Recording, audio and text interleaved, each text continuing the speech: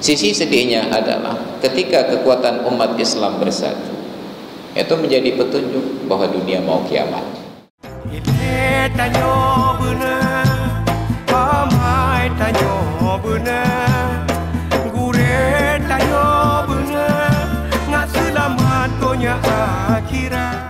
Katakan wa allafa baina qulubihim, Allah persatukan hati di antara kaum Aus dan Khazraj.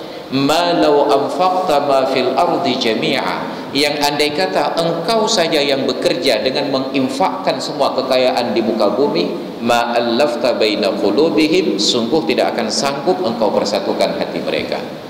Walakinallaha allafa baina qulubihim, tapi Allah yang persatukan mereka. Ini dulu ketika umat Islam hijrah ke Madinah, lalu dipersatukan antara Muhajirin dan Ansar. Sampai sekarang persatuan itu kuat sekali.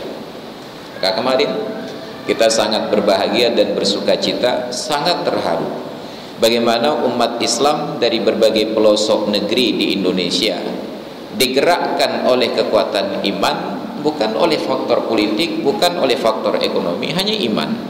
Tergerak untuk sama-sama berkumpul di Jakarta, di lapangan Monumen Nasional Monas, hanya untuk menunjukkan bahwa hati kita bersatu. Dunia belum pernah menyaksikan berkumpulnya manusia dengan jumlah demikian dan kualitas demikian. Mungkin kita bisa sebutkan ada umat Islam berkumpul setiap tanggal 9 Zulhijjah di Padang Arafah, mungkin jumlahnya mencapai 5 juta lebih, tapi tidak berkualitas seperti demikian. Kenapa? Karena jemaah haji yang di Arafah meninggalkan sampah. Ini bahkan sampahnya bersih. Jemaah haji yang ada di Arafah tidak sebersatu dan selembut hati yang mereka kemarin. Walaupun ada orang-orang kaya yang kemudian menyumbangkan makanan, minuman dalam kontainer-kontainer, dilemparkan, dibagi, sabil, ikhlas karena Allah. Tapi caranya cara lempar-lempar. Kemarin tidak ada lempar-lempar, diantarkan diberikan baik-baik. Tidak ada cara lempar-lempar, tetap diberikan dengan cara yang baik-baik. Ketika kita berkumpul di Padang Arafah, kita masih tersekat oleh suku dan bangsa. Bahkan sesama Indonesia kita masih tersekat untuk mencari daerah masing-masing. Makanya jemaah haji di Padang Arafah itu kesibukannya di pagi hari tanggal 9 Zulhijjah bukan berzikir, tetapi mencari kerabatnya yang satu kampung. Enggak melihat di sampingnya itu sesama muslim, tapi yang dilihat awak kampung, awak peradaban. Yang dicari sesama kampung, tidak melihat saudaranya sesama iman. Maka tidak pernah kita melihat perkumpulan manusia dengan kualitas dan kuantitas seperti kemarin itu. Datang dari berbagai pelosok, tidak bertanya Anda dari mana, yang ditanyakan tidak ada pertanyaan, karena yakin yang datang itu adalah orang dengan kesatuan hati yang sama. Tidak ada yang instruksikan harus pakai baju putih, celana putih. Saya yakin kalau dibuka sampai kolornya pun putih. Kenapa? Digerakkan oleh kekuatan iman.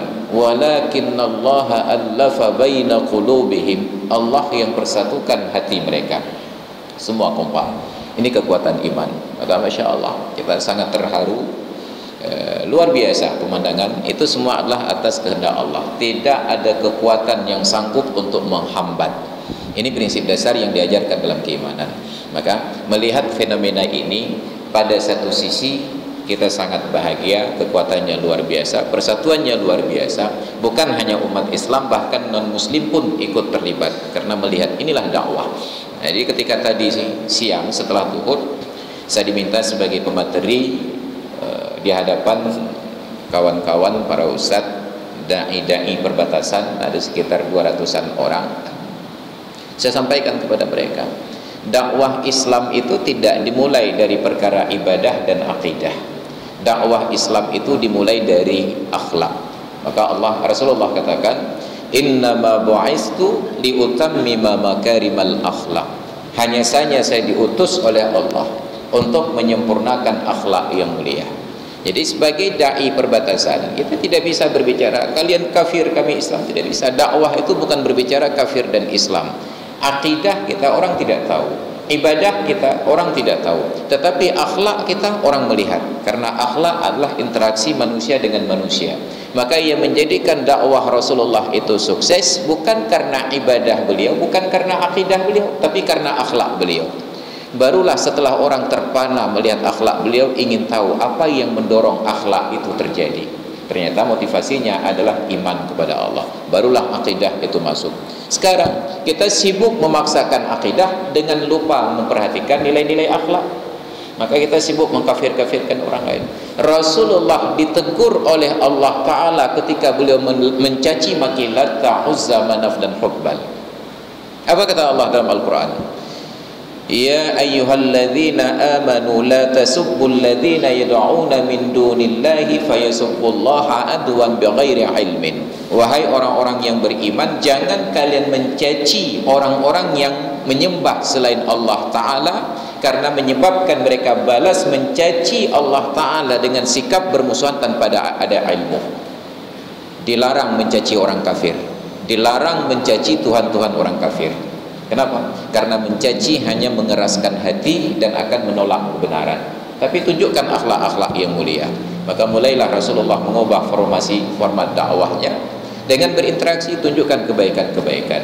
Maka sungguh pertemuan umat Islam yang kemarin hanya sekejap, kurang dari 12 jam. Dimulai dari jam 3 tengah malam mereka mulai kegiatan dan berakhir pada jam 12 siang. Itu mendatangkan dampak dakwah yang luar biasa sekali. Orang melihat inilah Islam. Islam berkumpul dalam jumlah demikian rupa, tidak ada satu orang pun yang silap untuk kemudian masuk ke dalam pekarangan rumput. Tidak ada seorang pun yang silap yang kemudian melakukan kekerasan dan mencaci maki. Tidak ada seorang pun yang silap yang kemudian meninggalkan sampah. Kalau ada yang silap, Allah ingatkan pada orang yang lain untuk memungut sampah tersebut bersih. Ini Islam. Maka ketika dakwah itu dicontohkan, orang-orang yang mendapatkan hidayah dari non-muslim menjadi Islam.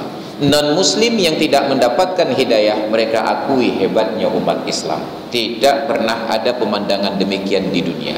Sejak dari pertama Allah ciptakan dunia ini sampai hari ini, dalam jumlah demikian dan kualitas yang demikian rupa. Maka kita bersyukur bahwa Allah izinkan kita untuk menjadi saksi, kalaupun tidak secara langsung, secara tidak langsung menyaksikan pertemuan itu terjadi. Ini sisi bahagianya. Apa sisi sedihnya? Sisi sedihnya adalah ketika kekuatan umat Islam bersatu, itu menjadi petunjuk bahwa dunia mau kiamat. Dan kita belum siap untuk kiamat. Kita belum siap untuk kiamat. Maka yang setiap hari kita berdoa, semoga Allah Ta'ala hancurkan Bani Israel, Allah tenggelamkan Israel. Kita selalu berdoa. Timbul pertanyaannya, Rasulullah sudah ingatkan 14 abad yang silam tidak akan terjadi kiamat sehingga Bani Israel berkumpul di Palestina dan kemudian mereka diperangi oleh persatuan umat Islam sehingga tidak ada tempat bagi mereka untuk bersembunyi. Bersembunyi di balik batu, batunya bicara. Wahai muslim, ini Yahudi di belakang saya, bunuh dia. Bersembunyi di balik pohon kayu bicara. Wahai muslim, ini Yahudi bersembunyi di balik saya, bunuh dia. Kecuali sebatang pohon kayu. Pohon kayu itu dinamakanlah dengan gharqad. Dan ternyata sekarang orang Yahudi sedang berlomba-lomba untuk menanam pohon kayu gharqad ini. Skenario Allah. Dan seolah-olah orang Yahudi lupa skenario ini. Mereka seperti menggali kuburannya sendiri. Untuk memudahkan pembunuhan orang Yahudi, dipancing mereka masuk ke Palestina. Padahal dulunya mereka tercerai-berai di seluruh dunia. Mereka kemudian bersatu. Dari semua negeri jajahan Inggris yang subur-subur, mereka pilih untuk kembali Israel yang gersang tersebut. Mereka datangi Sultan Abdul Hamid II dengan harta yang sangat banyak sekali. Ketika tahu bahwa Turki pada saat itu sedang dalam posisi krisis, kalah pada perang dunia kedua, mereka tawarkan harta yang banyak. Kami berikan bantuan logistik, harta dan uang untuk Anda lanjutkan perang, menaklukkan kembali negeri-negeri Balkan. Sultan Abdul Hamid bertanya, lalu apa yang kalian inginkan? Dikeluarkanlah sebuah peta.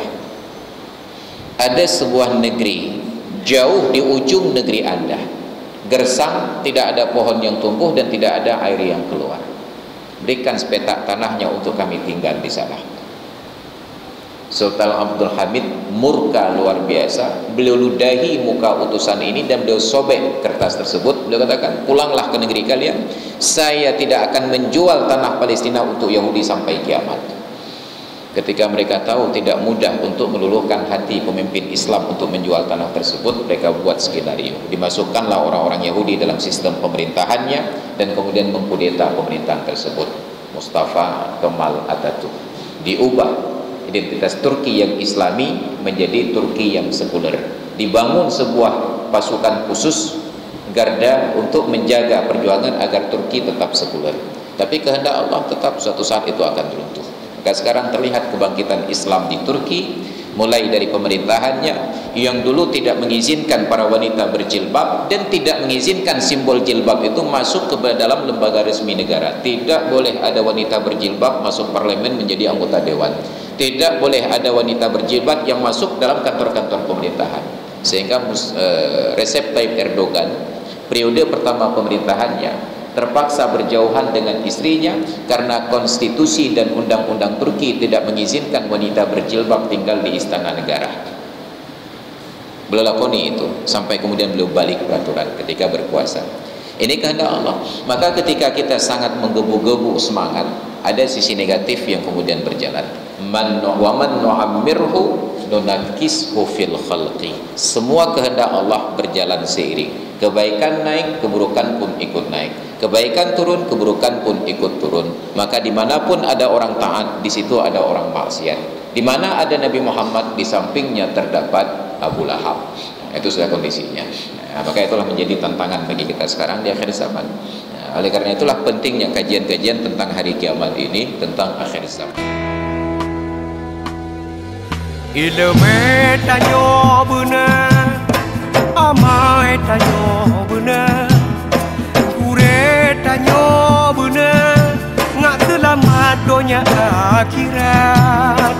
Ilmu tanyo benar, amai tanyo benar, kure tanyo benar, ngak selamat dunia akhirat.